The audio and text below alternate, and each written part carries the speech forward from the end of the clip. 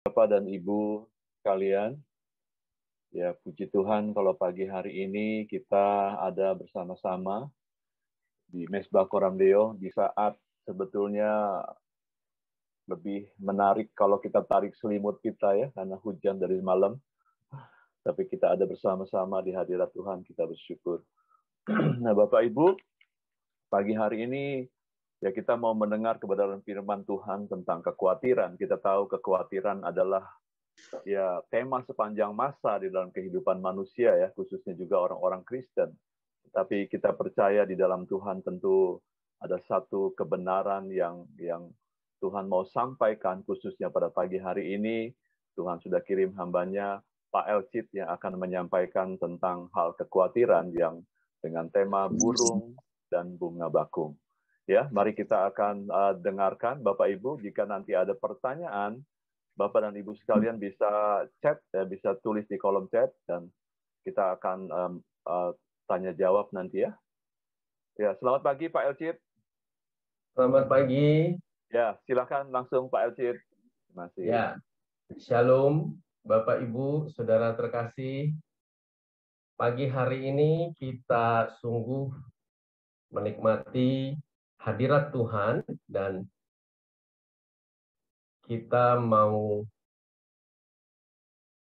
masuk ke dalam apa yang Yesus maksudkan ketika Yesus mengajarkan tentang burung dan bunga bakung. Ada banyak sekali poin yang Yesus ajarkan dari burung dan bunga bakung. Nah, pagi hari ini, saudara, kita akan menangkap 3 poin yang Yesus maksud dari burung dan juga 3 poin yang Yesus ajarkan dari bunga bakung. Ya. Nah, saudara, Yesus mengajarkan begini. Pandanglah burung-burung di langit yang tidak menabur dan tidak menuai, dan tidak mengumpulkan bekal dalam lumbung, namun diberi makan oleh Bapamu yang di sorga. Bukankah kamu jauh melebihi burung-burung itu? Nah, saudara, kita akan menangkap Yesus maksud yang pertama bahwa burung di dalam sejarahnya, saudara, dan sampai seterusnya, burung itu tidak dan tidak pernah membangun lumbung, saudara. Yang burung bangun itu sarang. Itu bukan untuk mengumpulkan makanan, tetapi khususnya untuk anak-anak burung. Bisa dibaringkan, bisa mereka beristirahat, ya. Tetapi burung itu tidak pernah membangun lumbung, saudara. Dan juga burung tidak menabur dan tidak menuai. Tetapi Allah memelihara burung-burung itu. Nah, saudara, apa yang terjadi pada manusia? Jadi Yesus itu lagi menyampaikan pesan begini, saudara. Burung aja nggak bangun lumbung. Tapi manusia, apalagi yang cinta mamon, itu cenderung menaruh rasa amannya, rasa suksesnya pada mamon dengan membangun lumbung. Itulah yang terjadi pada orang kaya yang bodoh. Di dalam Lukas 12 ayat 18. Orang kaya yang bodoh itu berkata, lalu katanya, inilah yang akan aku perbuat. Aku akan merombak lumbung-lumbungku dan aku akan mendirikan yang lebih besar dan aku akan menyimpan di dalamnya segala gandum dan barang-barangku. Nah, saudara, apa maksudnya lumbung, saudara? Lumbung adalah tempat untuk menyimpan, ya, pada masa Yesus ketika Yesus bicara tentang lumbung, hasil panen, saudara. Hasil dari pertanian, hasil dari tuaian. Nah, lumbung-lumbung itu, ya, saudara, adalah tempat untuk hasil-hasil itu disimpan. Dan pada orang kaya ini, saudara, karena hasilnya berlimpah, yang ada di benak orang kaya ini, dia bukan mendistribusikan hasil panennya, ya, secara sederhana, bukannya di dalam benaknya itu hasil yang lebih itu, surplus itu, untuk memberi, untuk memberkati. Nah, tetapi yang dia pikirkan adalah dia bangun lumbung yang lebih besar. Nah, ini bicara tentang, saudara, egosentris, bicara tentang memikirkan kepentingan diri sendiri. Ini bicara tentang, saudara, hoarding, ya. Saudara, kata mengumpulkan itu adalah menimbun. Nah, ini yang ditentang oleh Yesus, saudara. Jadi, makanya Yesus bicara, burung itu nggak pernah bangun lumbung. Nggak ada kepikiran burung itu menimbun. Ya, holding itu. Ya, tapi tiap hari Tuhan kasih makan. Nah, saudara, ini yang kita mau tangkap maksud Yesus dengan akurat, saudara. Jadi, poinnya adalah Yesus menghendaki untuk kita menaruh rasa aman kehidupan kita hanya kepada Yesus. Nah, jangan sampai kita menangkap, nah ini keliru ya, saudara. Kalau gitu, saya nggak usah kerja, burung aja nggak usah kerja, dan kalau gitu saya nggak usah menabung, burung aja nggak punya lumbung kok. Nah, saudara, bukan itu yang Yesus maksudkan. Loh, Pak, kalau begitu gimana ya?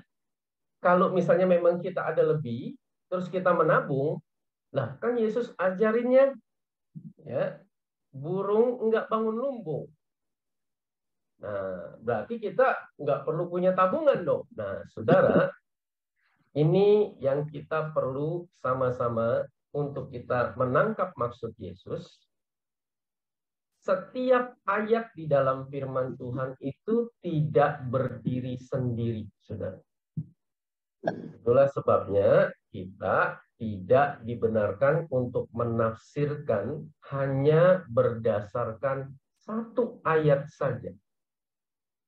Nah, jadi kalau Yesus ajarkan begini, bukan berarti kita tidak usah menabung. Kenapa?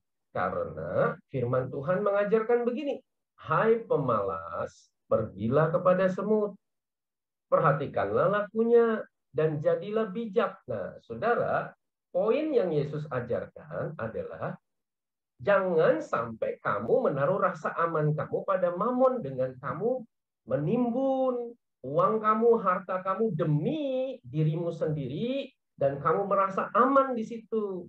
Tapi bukan berarti Yesus mengajarkan kita tidak usah menabung. Kenapa? Karena kita diajarkan untuk belajar dari semut. Bukan cuma belajar dari burung ya, saudara.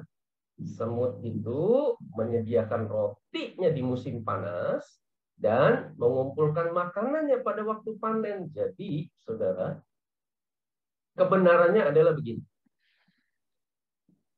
Firman Tuhan ajarkan kita menabung dengan motif bahwa kita ini adalah hamba yang dipercayakan sumber daya yang Tuhan berkati kepada kita, dan sebagai hamba yang setia di dalam mengelola sumber daya yang Tuhan percayakan, maka kita menabung dengan ya spirit bahwa saya bertanggung jawab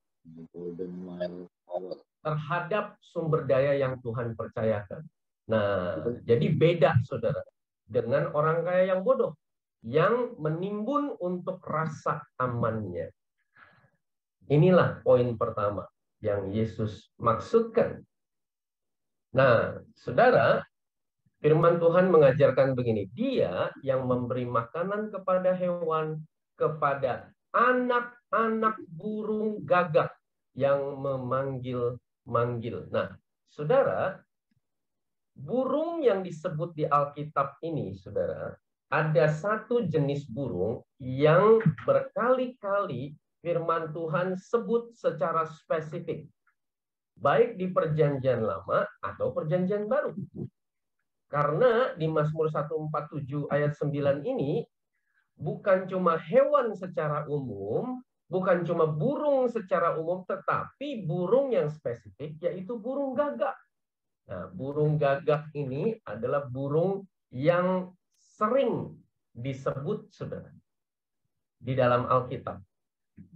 Dan kalau kita baca di dalam Lukas 12 ayat 24, Lukas bukan hanya menyebut kata burung, tetapi Lukas menulisnya begini, perhatikanlah burung-burung gagak. Nah, saudara, kalau di Matius itu hanya disebut burung, ya, tetapi di sini disebut burung-burung gagak yang tidak menabur dan tidak menuai dan tidak mempunyai gudang atau lumbung. Namun demikian diberi makan oleh Allah. Betapa jauhnya kamu melebihi burung-burung itu. Nah, burung gagak nih, saudara, ya, lebih spesifik. Kita akan perhatikan, saudara, poin yang kedua. Burung-burung selalu melakukan apa yang Allah perintahkan. Nah, lagi-lagi burung gagak nih, saudara. Di dalam Kejadian 8, saat itu Nuh ya sedang memeriksa apakah air itu sudah surut apa belum, sampai sejauh mana kalau sudah surut. Nah, lalu ia melepaskan seekor burung gagak. Dan burung itu terbang pulang pergi. Nah, saudara, sampai kapan? Sampai air itu menjadi kering dari atas bumi. Itu siapa yang perintahkan, saudara? Itu Allah yang berdaulat. Dan burung gagak itu taat, saudara. Terbang pulang pergi. Sampai kapan? Sampai air jadi kering. Alkitab mencatat itu berhari-hari. 7 hari pertama, wah belum kering. Jadi, ya tiap hari itu burung gagak, saudara, disuruh oleh Tuhan pergi pulang. Dan 7 hari berikutnya, nah, saudara, burung itu taat. Nah, jadi maksud Yesus ya bicara tentang burung, manusia justru melakukan banyak hal yang bertentangan dengan perintah Allah. Di dalam konteks yang Yesus ajarkan di dalam Matius 6 ini, saudara, ayat 24 dan 25. Allah tidak berkenan untuk kita mengabdi kepada mammon, tetapi sedemikian banyak orang, termasuk murid-murid Yesus, yang masih nyangkut hatinya terhadap mammon.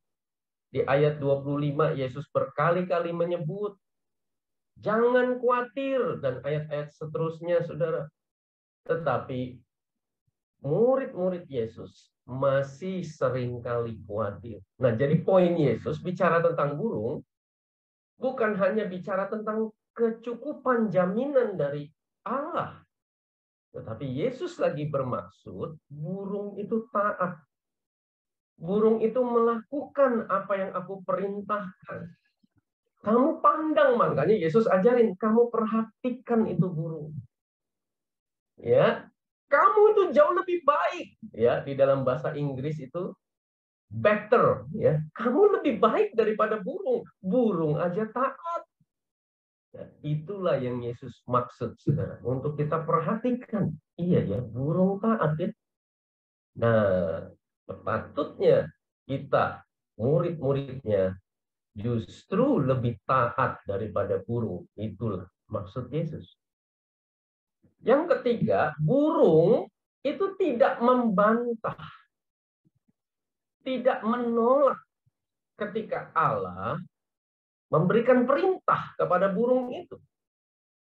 Nah, saudara, di dalam kisah Elia, di 1 Raja-Raja 17,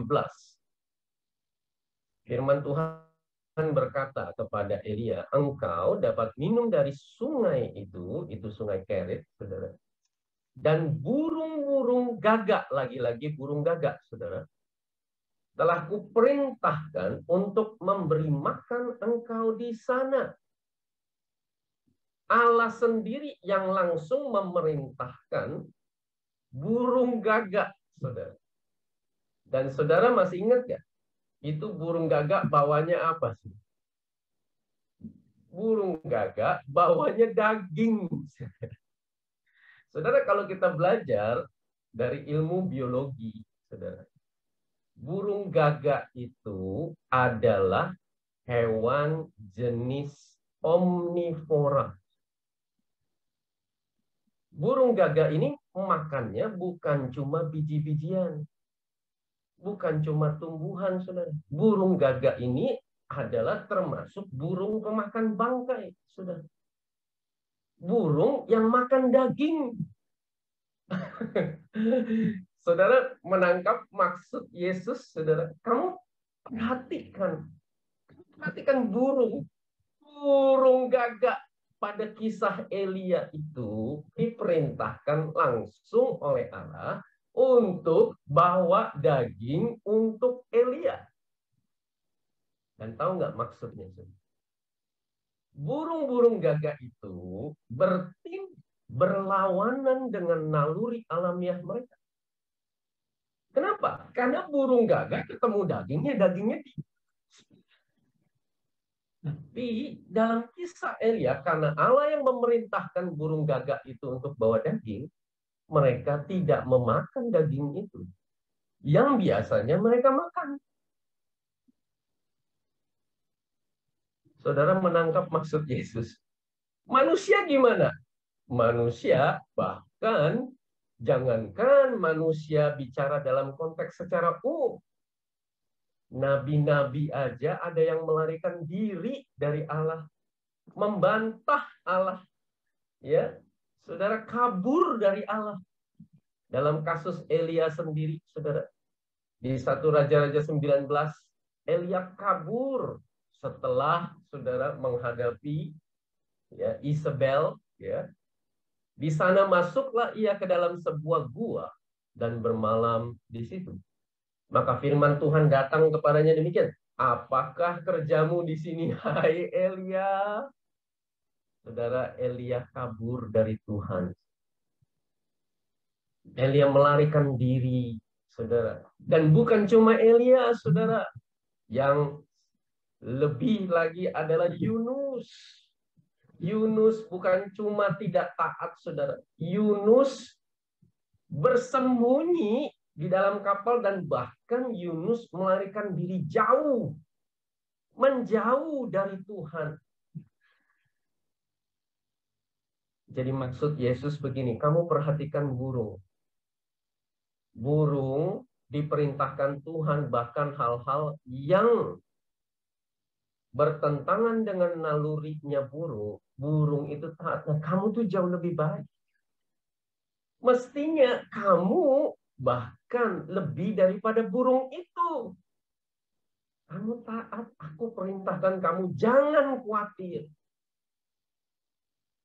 Untuk kamu lakukan bahkan lebih baik daripada burung itu. Jangan bantah. Kalau kamu berkata, ya namanya hidup ya Tuhan ya. Ya kita ada khawatir. Nah, saudara, maksud Yesus, kamu lihat, kamu perhatiin burung. Walaupun berlawanan dengan nalurinya, burung itu tetap taat. Nah, saudara sekalian, itulah 3 poin mendasar Yesus ajarkan kita untuk memperhatikan burung. Khususnya adalah burung-burung gagak yang disebut secara spesifik di Alkitab. Baik, sampai di sini. Sebelum kita masuk ke bunga bakung, ya, saya mau tanya ke Pak Budiman, apakah kita melanjutkan langsung ke bunga bakung atau kita mau bahas dalam bentuk ya diskusi tanya jawab tentang burung terlebih dahulu atau lanjut ke bunga bakung? Ya, Bapak Ibu mungkin di sini ada yang mau langsung bertanya mengenai burung. Kalau tidak ada, kita bisa lanjut aja, Pak Elcid. Oke. Apakah ada, Bapak Ibu? Baik. Kita Oke, nggak ada langsung ya. lanjut ke bunga bakung ya, saudara. Ada banyak sekali poin dari bunga bakung, saudara. Kalau kita mau perhatikan, ya, kata-kata Yesus perhatikan tuh amati dengan seksama burung dan juga bunga bakung. Begitu banyak aspek yang kita pelajari, begitu kaya dan begitu dalam maksud Yesus. Bunga bakung itu dari akarnya, batangnya, kelopaknya, putiknya, mahkotanya, saudara, urat-urat di dalam ya bunganya itu, saudara, bunga bakungnya itu, saudara, ya, proses pertumbuhannya dan seterusnya. Nah, hari ini kita akan membahas 3 poin saja yang mendasar yang Yesus maksudkan dari bunga bakung. Nah, Yesus ajarin begini, dan mengapa kamu khawatir akan pakaian? Perhatikanlah bunga bakung di ladang. Saudara perhatikan ya, saudara. Ini perintah. Yesus, Tuhan kita, Raja kita, itu memerintahkan kita, saudara. Jadi gini ya, saudara, jangan kita anggap, itu kan kiasan, Pak. Itu maksud Yesus kiasan. Kiasan apa? Ini begitu lugas, saudara. Yesus tuh perintahkan untuk kita perhatikan bunga bakung. Itu bukan kiasan, saudara. Jadi waktu Allah perintahkan Abraham, kamu hitung itu bintang. Itu adalah perintah lugas, saudara. Jadi Abraham tuh harus nongkrong malam-malam, hitung itu bintang. Udah sekian lama ya. Tadi berapa ya? Hitung lagi dari awal. Itu adalah perintah, saudara. Jadi mari saya ajak untuk kita perhatikan bunga bakung di ladang yang tumbuh tanpa bekerja dan tanpa memintal. Namun aku berkata kepadamu, Salomo, dalam segala kemegahannya pun, di dalam bahasa Inggrisnya, his glory, in the glory, dalam kemegahannya, kemuliaannya itu, tidak berpakaian seindah salah satu dari bunga itu. Jadi, jika demikian, Allah mendandani rumput di ladang yang hari ini ada dan besok dibuang ke dalam api, tidakkah ia akan terlebih lagi mendandani kamu, hai orang yang kurang percaya? Nah, saudara, poin yang pertama kita mau perhatikan, Yesus mengajarkan bunga bakung itu tumbuh tanpa bekerja dan tanpa meminta. Apa maksudnya, saudara? Bukan berarti Yesus mengajarkan kita nggak usah bekerja, saudara. Ya, nah sekali lagi, ayat firman Tuhan tidak berdiri sendiri. Jangan kita menafsirkan apa yang Yesus maksud hanya dari satu ayat saja. Karena, saudara, Yesus mau dan Allah menghendaki untuk kita bekerja.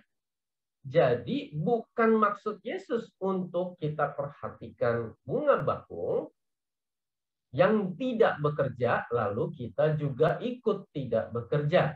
Karena firman Tuhan mengajarkan, di dalam Efesus 4 ayat 28, orang yang mencuri, janganlah ia mencuri lagi. Tetapi baiklah ia bekerja keras, ya, dan melakukan pekerjaan yang baik dengan tangannya sendiri, supaya ia dapat membagikan sesuatu kepada orang yang berkekurangan. Dan bahkan firman Tuhan dengan tegas, saudara, memandang bahwa bekerja ini sangat penting, sampai firman Tuhan mengajarkan, jika seorang tidak mau bekerja, nggak usah makan. Janganlah ia makan. Jadi jelas sekali, saudara, bahwa Allah menghendaki untuk kita bekerja. Loh, kok Yesus membahasnya bunga bakung yang tumbuh tanpa bekerja dan tanpa meminta? Maksud Yesus itu apa? Nah, saudara, ini yang kita mau tangkap isi hati Yesus, saudara. Yaitu, kalau bunga bakung yang tidak bekerja aja tumbuh, bahkan begitu megah, begitu semarak, ya, apalagi kita yang ditentukan Allah untuk kita bekerja keras, Allah pasti mencukupkan kebutuhan kita melalui kerja keras kita. Karena Allah sudah menetapkan dari sejak semula di Taman Eden, saudara. Allah menciptakan manusia untuk bekerja. Manusia harus bekerja.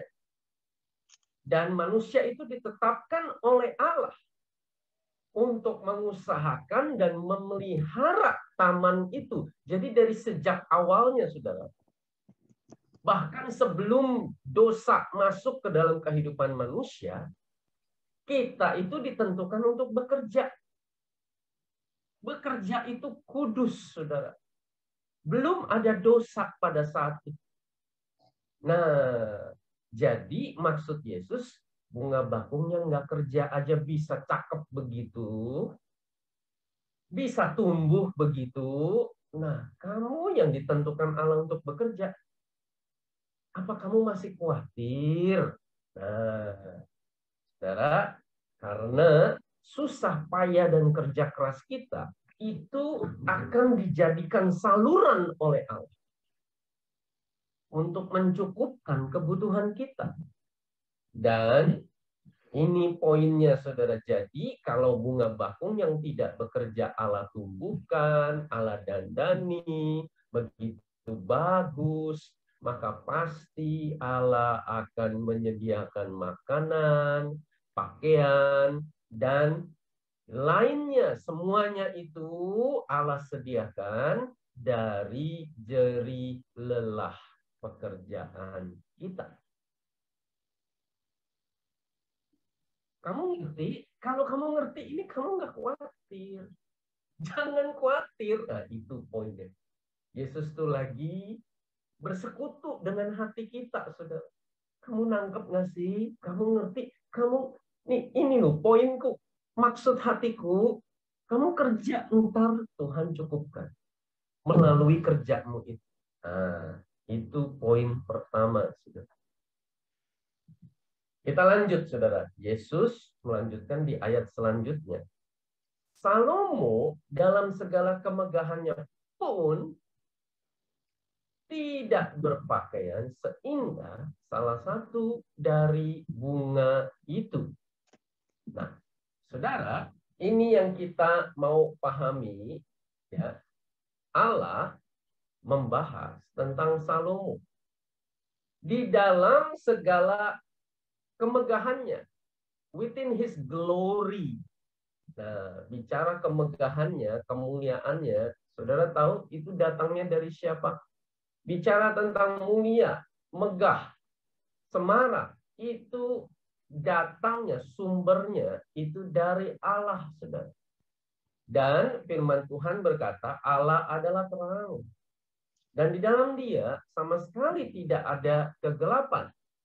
Nah, Allah yang adalah terang itu menciptakan saudara dan saya dari sejak awal, maka Allah menciptakan manusia itu menurut gambarnya.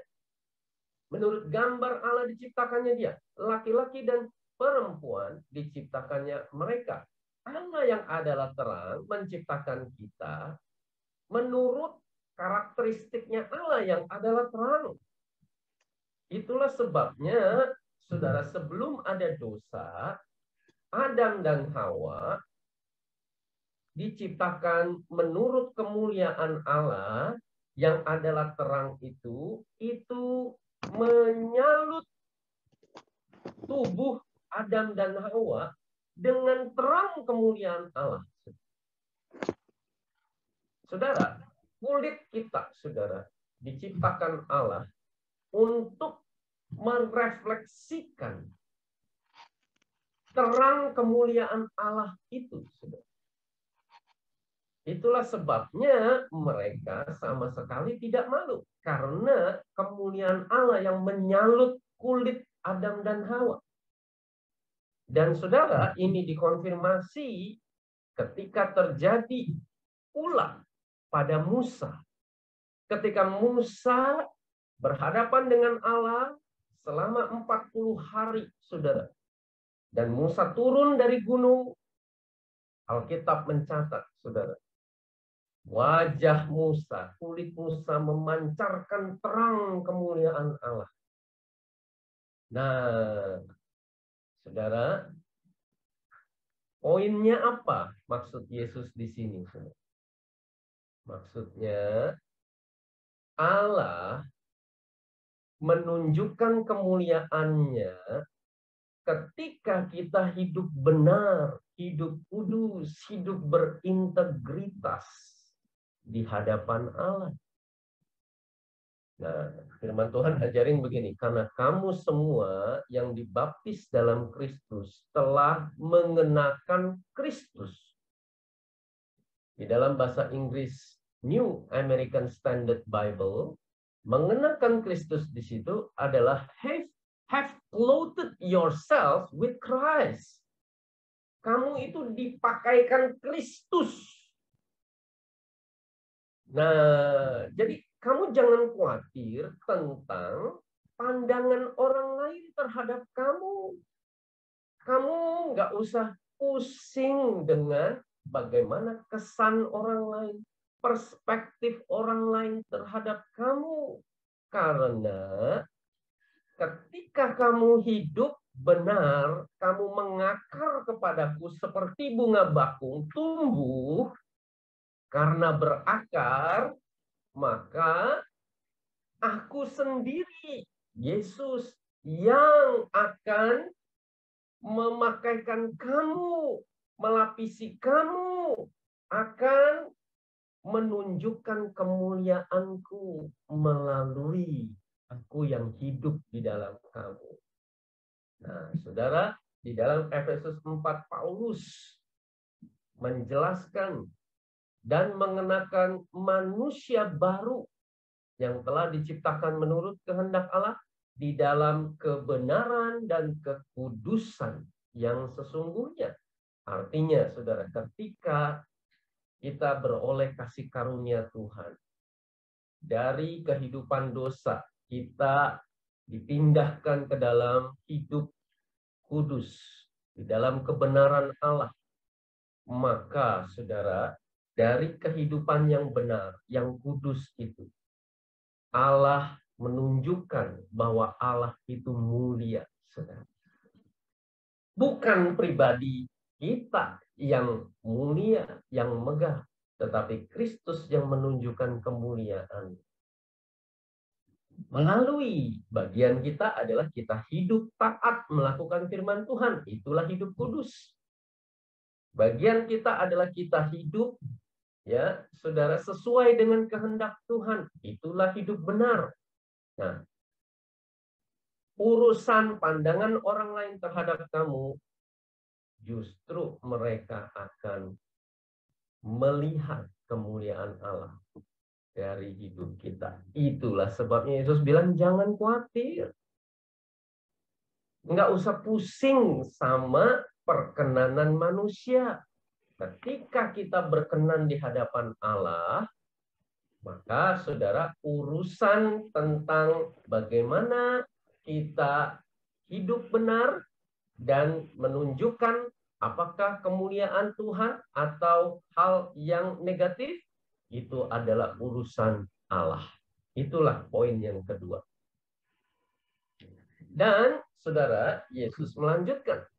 Jadi, jika demikian Allah mendandani rumput di ladang, yang hari ini ada dan besok dibuang ke dalam api, tidakkah ia akan terlebih lagi mendandani kamu? Nah, saudara, ini ada sesuatu yang menarik.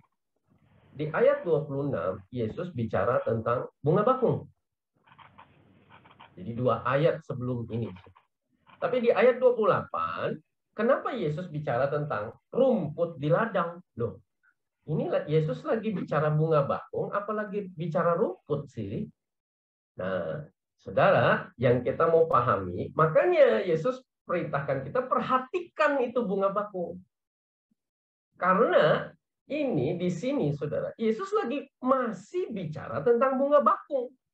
Loh, itu Yesus sebutnya rumput, Pak. Nah, saudara, kalau kita perhatikan bunga bakung, nah, bunga bakungnya di ladang, saudara. Itu kita perhatikan tuh bunga bakung di ladang tuh yang warna merah. Itu kalau bunga bakung di ladang ada ratusan bahkan ribuan bunga bakung, saudara. Itu tanah di bawahnya yang isinya rumput, saudara. Itu di cover, saudara, dengan bunga bakung. Lautan bunga bakung itu mendandani rumput. Jadi lapisan bunga bakung itu, saudara, memberikan nilai tambah yang begitu bagus, yang begitu cantik, yang begitu indah dari lapisan tanah dan rumput yang ada di bawahnya bunga bakung itu. Nah, saudara, yang Yesus maksud adalah begini. Kita ini buatan Allah, diciptakan dalam Kristus Yesus untuk melakukan pekerjaan baik yang dipersiapkan Allah sebelumnya. Ia mau supaya kita hidup di dalamnya. Nah, jadi poinnya adalah begini, saudara. Allah menyatakan rencananya melalui panggilannya atas hidup kita untuk kita, saudara, mengerti pengharapan apakah yang terkandung dalam panggilannya. Betapa kayanya kemuliaan bagian yang ditentukannya bagi orang-orang kudus. Nah, jadi poinnya gini, saudara. Allah itu bicara tentang bunga bakung yang mendandani rumput. Artinya begini, kamu bukan lagi nggak usah khawatir akan pakaian. Kamu bukan lagi nggak usah khawatir akan pandangan orang lain terhadap kamu. Ciptakan kamu, bahkan sampai hal yang lebih jauh daripada itu, yaitu aku punya panggilan kekal atas hidup kamu, aku punya rencana yang besar atas hidup kamu, untuk kamu berfungsi sebagai garam, sebagai terang. Kamu mengisi bumi ini, memenuhi bumi ini dengan kemuliaan-Ku. Dan kalau saudara, kita perhatikan Yesus berkata, rumput aja nih yang hari ini ada dan besok dibuang ke dalam api. Kenapa Yesus berkata begitu? Ya, jadi yang Yesus maksud yang hari ini ada dan besok dibuang ke dalam api itu bukan rumputnya, saudara. Tetapi bunga bakungnya. Jadi di Palestina itu, saudara, bunga-bunga bakung itu tangkainya panjang-panjang, saudara. Dan pada zaman Yesus saat itu, saudara, bunga bakung itu dipakai untuk menyalakan api, dan bunga bakung itu mengandung zat di dalam batangnya, di dalam bunganya, sebagai bahan bakar untuk api itu menyala, saudara. Nah, jadi maksud Yesus gini, aku tuh punya rencana yang besar atas hidup kamu. Kamu itu berfungsi menjadi refleksi kemuliaanku, mendandani di tempat kamu aku utus, dan bahkan kamu seperti bunga bakung itu berfungsi menjadi terang dengan cara hidupmu itu boleh diberikan, memberkati orang-orang lingkungan di sekitarmu, dan kamu berfungsi sebagai identitasmu sebagai terang yang menerangi lingkunganmu, sekitarmu, seperti bunga bakung di ladang yang mendandani rumput ini. Wow, biar Roh Kudus yang menyingkapkan kebenaran ini bagi kita, saudara. Bahwa maksud Yesus, sampai begitu aku ciptakan kamu ya, kamu masih khawatir? Aduh, kamu tuh ya, aku tuh ciptakan kamu tuh sempurna. Sesuai dengan rencana. Punya panggilan yang kekal atas hidup kamu. Kemuliaanku itu memenuhi bumi. Makanya aku berfirman, penuhilah bumi dan taklukkanlah itu. Penuhi dengan kemuliaanku dan melapisi bumi di mana engkau berada. Jadi sampai segitunya rencanaku bagimu, apakah kamu masih khawatir juga? Itulah isi hati Yesus. Wah, ketika kita mengerti ini, ketika kita menangkap maksud Yesus, saudara, jangankan kita jadi khawatir, justru kita akan menjadi, saudara, begitu kagum akan begitu besarnya kasih Allah bagi kita. Begitu panjangnya, saudara, kesabaran Allah bagi kita. Begitu jauhnya rencana Allah bagi kita. Begitu kekalnya panggilan Allah bagi kehidupan saudara dan saya. Demikian firman Tuhan. Amin. Ya, terima kasih Pak Elcid. Ya, ini hal-hal yang luar biasa ya yang Tuhan sampaikan melalui Pak Elcid dari ayat firman Tuhan yang kita juga pernah dengar hari Minggu yang lalu ya, mengenai kekhawatiran. Nah, Bapak Ibu, saudara-saudara, apakah ada pertanyaan ya tentang hal tersebut? Ya kalau saya dari tadi perhatikan ya apa yang dicontohkan yang Pak Elcid ambil dari Matius 6 ini tentang burung, saya memang bingung ya Pak Elcid. Kok Tuhan Yesus ya, Tuhan Allah kita, dia memakai contoh itu burung gagak yang memang sebetulnya kalau kita lihat burung gagak kan jelek ya, jelek dan terkenal kalau apalagi di Indonesia ya, kalau secara mistis gitu kan, katanya kalau ada rumah ada bunyi burung gagak, wah pasti itu ada kematian. Tetapi Tuhan bisa pakai burung gagak contoh kepada Elia gitu ya, bisa bawain makanan gitu. Lalu ya yang lainnya juga ya, saya lihat beberapa ayat di dalam firman Tuhan ada banyak Tuhan bahkan memberi contoh jenis-jenis burung gagak gitu ya. Itu sangat menarik. Lalu bunga bakung itu yang Pak Elcid sampaikan waktu hari Minggu itu indah sekali ya bunga bakung gitu ya.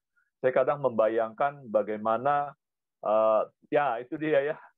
Bahkan ada yang kuncup kemarin ini ya. Itu indah sekali gitu. Nah Tuhan menyatakan kepada kita jangan khawatir, lihat bunga bakung gitu. Bunga bakung cakep banget ya. Dan Tuhan bilang bahwa Raja Salomo dengan kemegahannya itu nggak bisa menyamai bunga bakung itu. Wow. Tetapi pertanyaannya Pak Elcid ya, firman Tuhan udah jelas kasih contoh. Tetapi saya ada kenal orang-orang yang tetap aja khawatir gitu loh. Jadi sebetulnya gimana nih Pak Elcid? udah dikasih contoh, dan memang firman Tuhan ini kita tahu pada saat kita ikuti pasti benar kok. Pasti akan terjadi gitu loh, bahwa kita tidak khawatir, jangan khawatir gitu. Dan kalau kita lakukan itu, pasti Tuhan akan lakukan sesuatu gitu loh.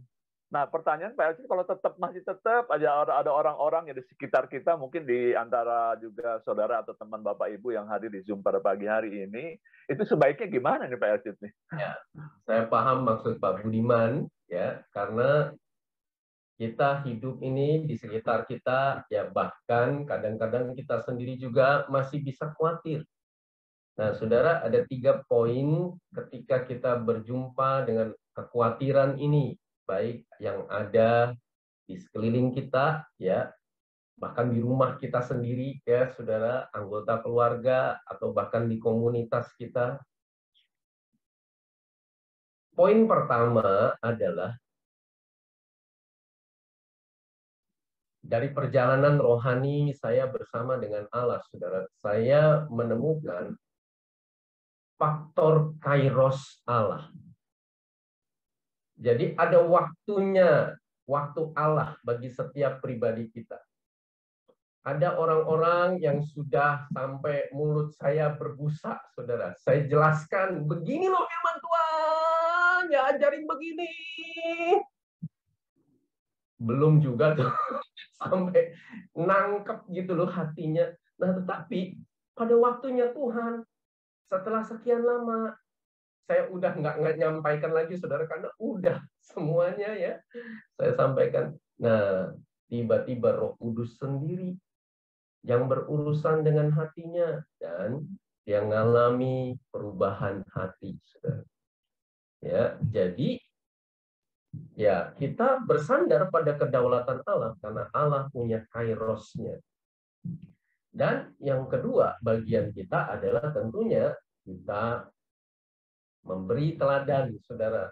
Jadi jangan sampai kita juga jadi khawatir, ya, saudara. Ya, kita beri sebagai contoh bagi orang-orang di sekitar kita untuk kita juga menang atas khawatir. Dan yang ketiga, tentunya Allah menghendaki untuk kita berdoa.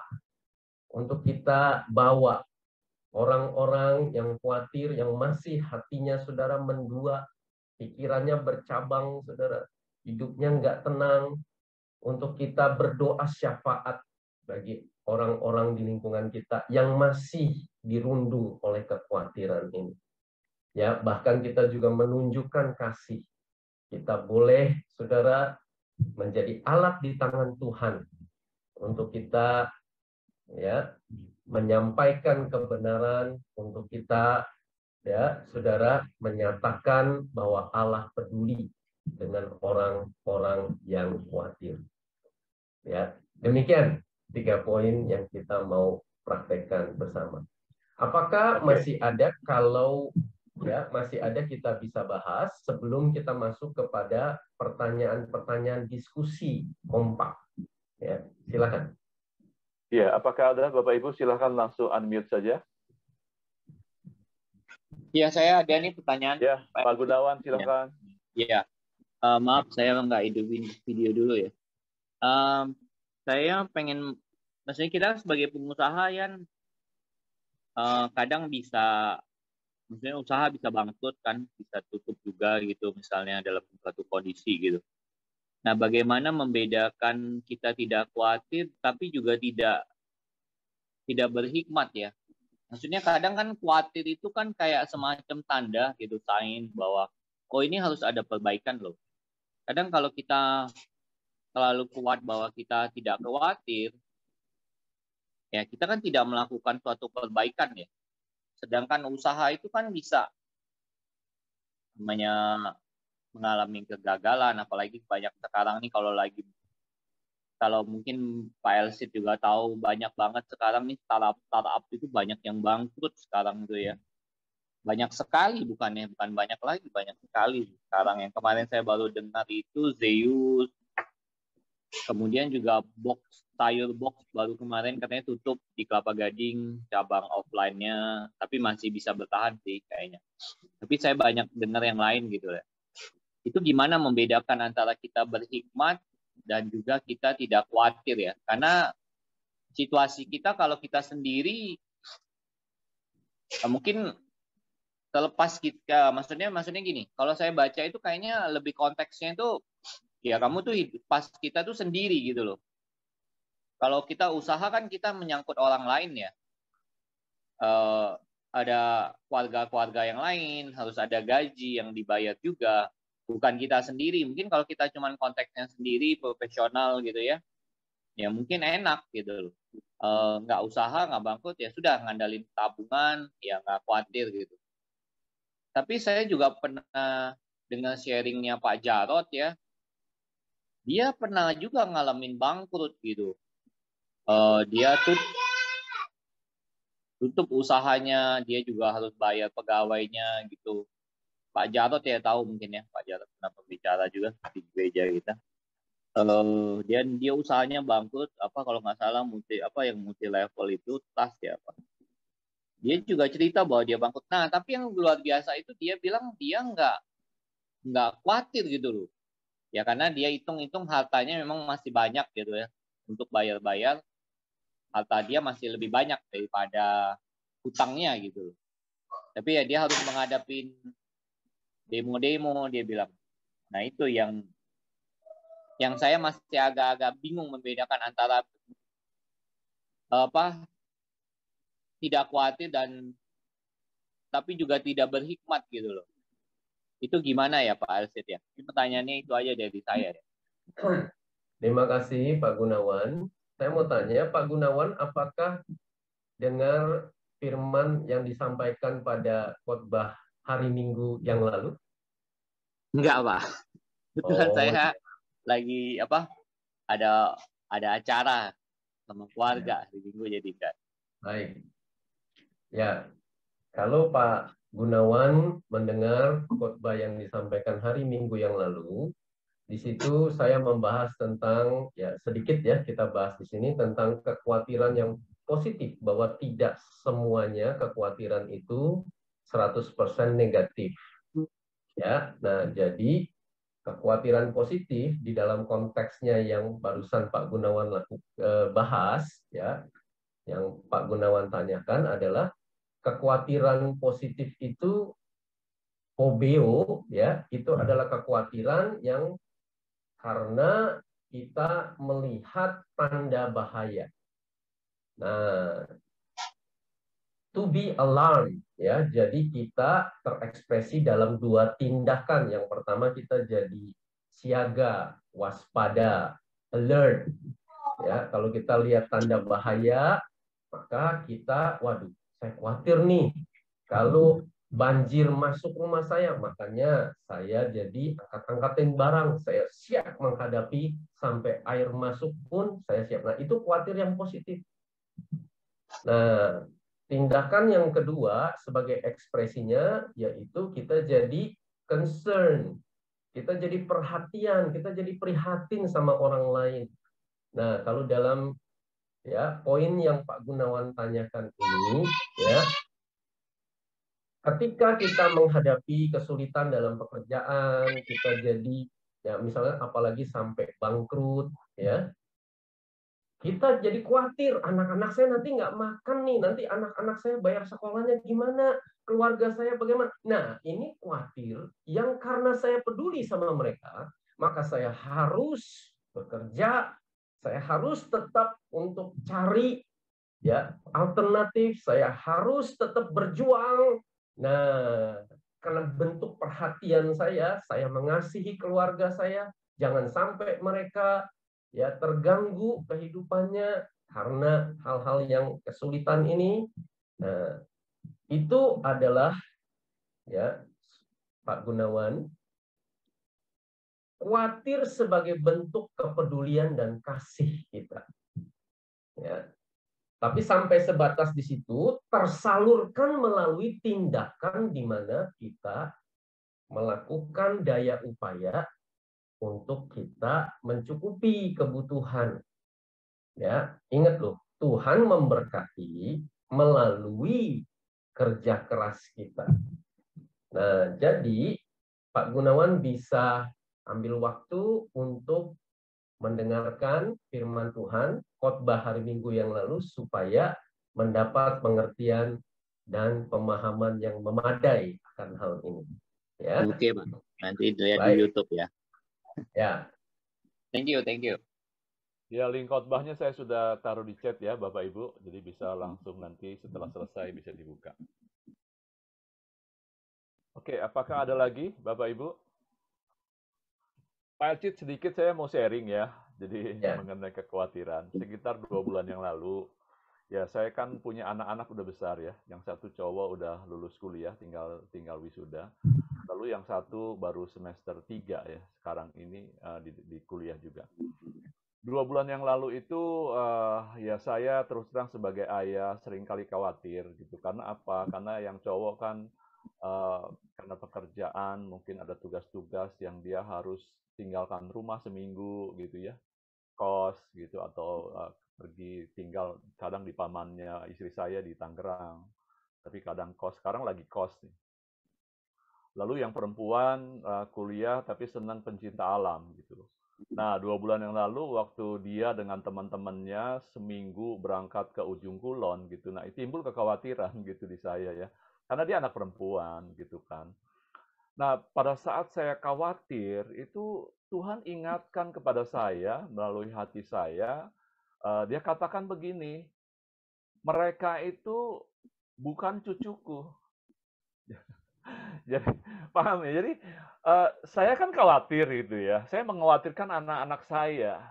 Ya lalu Tuhan ingatkan bahwa mereka itu anak-anakku, bukan cucu-cucuku.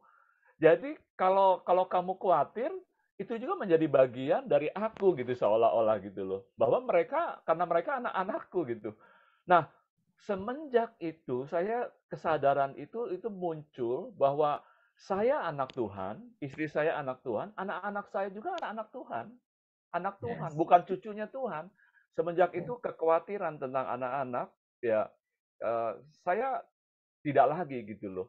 Ya tadi malam contohnya nih, karena anak saya lagi dari hari Jumat dia ada di kaki Gunung Salak nih sekarang dengan teman-temannya, dengan teman-teman kampusnya lagi camp gitu kan.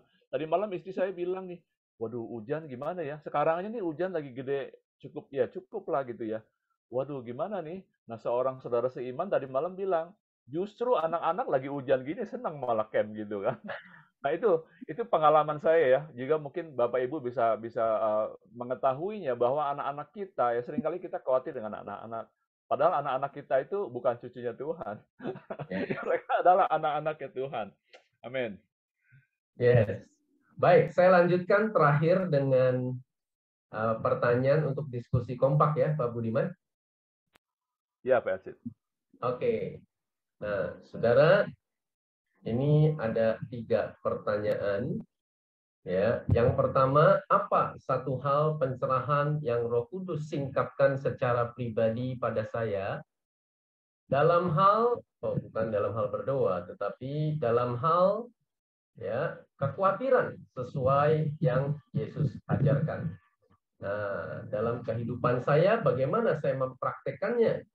Nah, saudara, lalu yang kedua, apa maknanya bagi saya secara pribadi? 3 poin Yesus dari burung ini. Burung tidak membangun lumbung. Coba setiap pribadi merefleksikan. Ya. Apa makna burung tidak membangun lumbung bagi saya? Burung selalu taat dan burung tidak membantah perintah Allah. Ya. Yang ketiga, dalam poin bunga ada 3 poin itu, bagaimana mempraktekkan bagian saya? Yang pertama, Allah mencukupkan kebutuhan melalui kerja keras kita. Bagian saya dalam hal poin ini apa? Dan bagaimana bagian saya dalam Allah menunjukkan kemuliaannya melalui kekudusan hidup kita. Dan yang ketiga, bagaimana mempraktekkan bagian saya dalam hal Allah menyatakan rencananya melalui panggilannya atas hidup kita. Baik, ya. Demikian firman Tuhan. Yesus menghendaki untuk kita menang atas merimnao, kekhawatiran di mana pikiran kita terbagi-bagi. Ya, biar Roh Kudus yang terus menginspirasikan kebenaran ini, ya, sampai kita mengetahui kebenaran dan kebenaran ini memerdekakan kita. Amin. Amin. Ya, terima kasih Pak Elcid. Ya, sangat memberkati. Jadi nanti Bapak Ibu selain juga khotbah yang hari Minggu bisa buka di link YouTube juga yang sharing yang pagi hari ini dari Pak Elcid, tentu hari ini kita akan juga upload ke YouTube. Jadi Bapak Ibu bisa putar ulang, ya, bisa mendengar lagi dan khususnya mungkin Bapak Ibu yang pengusaha hari-hari ini ada begitu banyak kekhawatiran ya. Tapi kita percaya di dalam Tuhan tentu ada jalan keluar untuk hal tersebut. Oleh karena itu, sebelum kita akhiri, ya saya ingin, Pak Akang ada nggak ya? Pak Akang nih seorang pengusaha juga ya. Boleh mendoakan Pak Elcid, Pak Akang. Shalom. Apakah masih ada?